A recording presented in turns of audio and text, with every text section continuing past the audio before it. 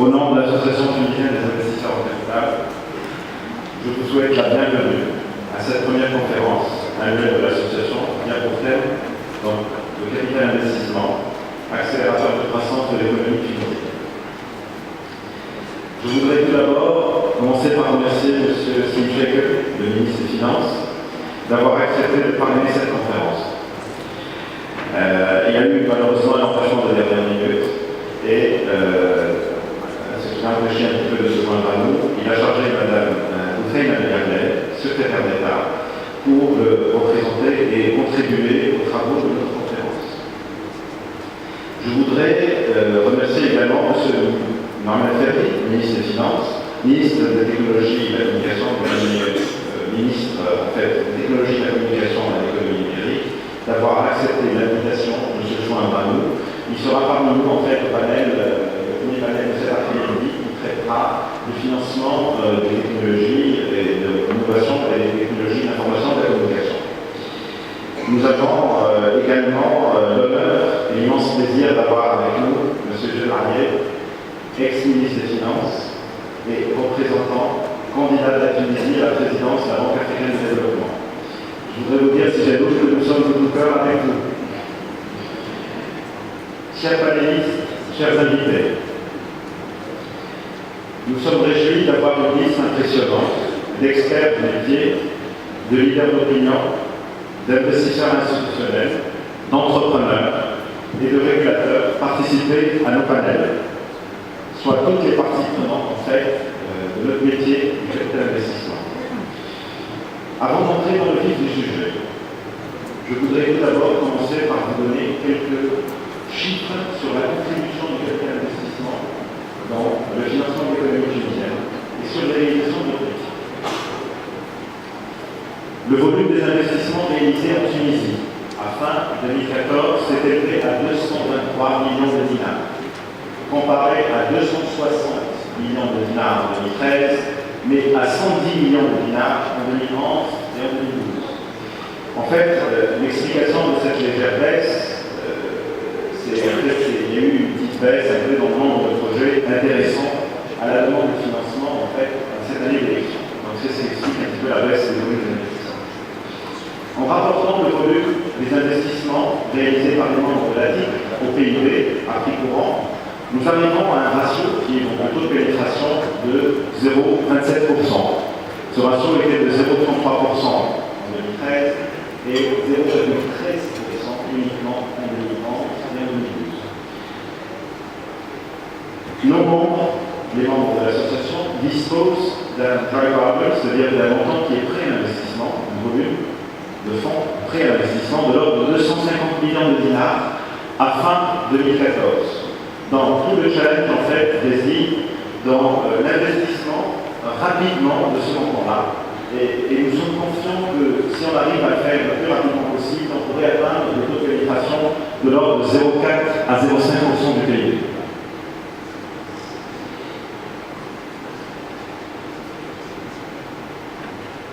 En allant un peu plus dans l'analyse, nous constatons que le volume des fonds sous gestion des membres de l'ADIC varie entre 800 et 900 millions de dinars à fin 2014. Le nombre d'entreprises financées sur les 2 dernières années, sur 2013 et 2014, tourne en moyenne autour de 200 entreprises financées par le capital investissement, que ce soit en stade de création ou en stade de développement. La participation moyenne par société varie entre 1,2 et 1,3 millions de dinars. Le nombre d'emplois créés est de l'ordre de 5 000 emplois par an, 5 000 nouveaux emplois par an.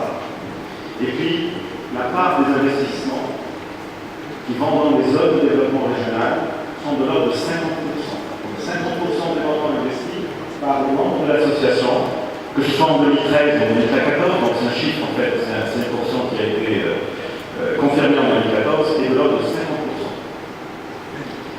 Ces réalisations sont certes intéressantes, mais malheureusement ne reflètent pas le vrai potentiel du capital investissement dans le financement de l'économie tunisienne.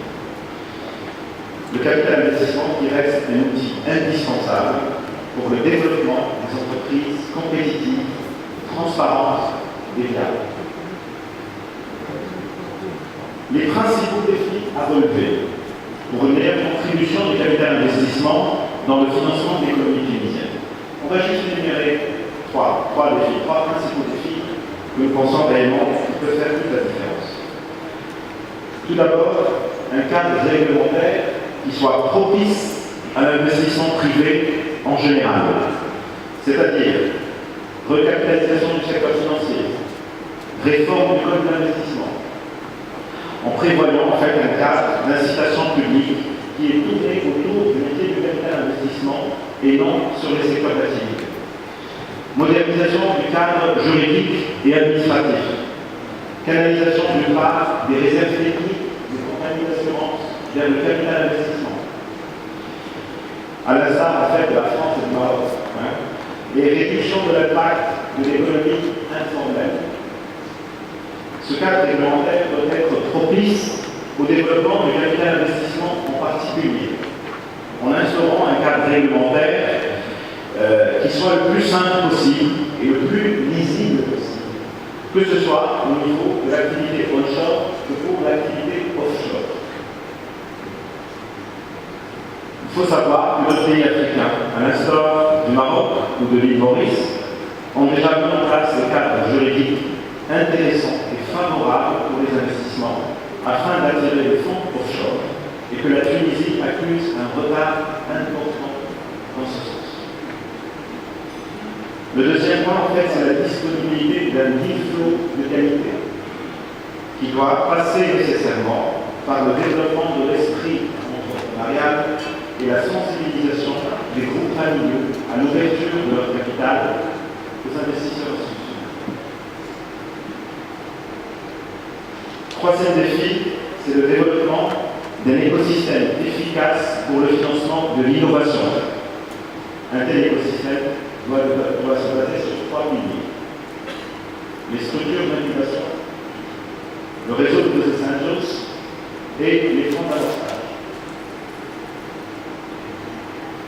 Mesdames, Messieurs, le programme de la conférence d'aujourd'hui va couvrir plusieurs points clés qui affectent et façonnent le développement de notre métier.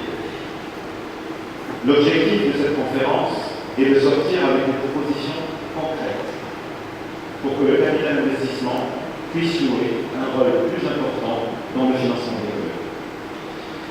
Nous aurons également la possibilité d'écouter des success stories d'entreprises financées par le capital investissement dans le cadre du panel qui traitera de la création de valeur dans les sociétés du portefeuille. Je vous invite pendant les pauses à visiter l'espace Startup et Innovation,